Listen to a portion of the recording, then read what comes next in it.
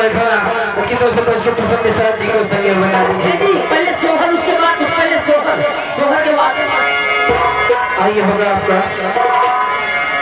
देखिए मंगल की हेलो अपना माइक उठा लो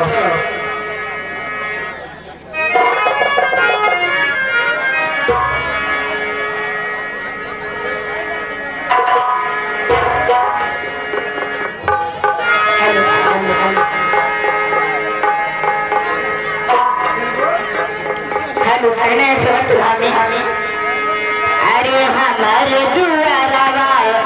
निबिया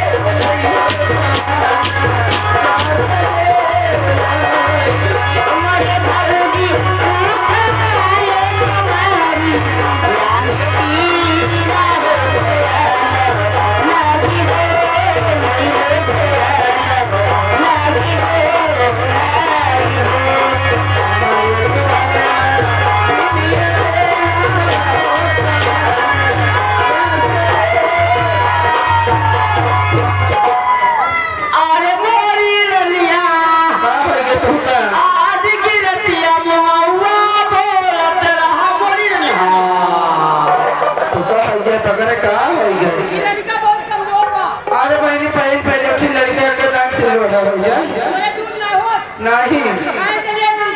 का करना था वही तो बोलिया पसुहार दवाई अरे तो क्या पता है तो ना भाई कोई ना पिया आज से दूध हम पियाई हां वो कैसे जहां 5 किलो बड़ा लगा पिया एक टाइम में 20 लीटर का लेके घुट मान ले कैसे लवर को तो है क्या हां मैं एक के बाद दुखबा क्या तो है देख ले भैया के पास ना है बात ना कहिया खाली छुन्नी हेलो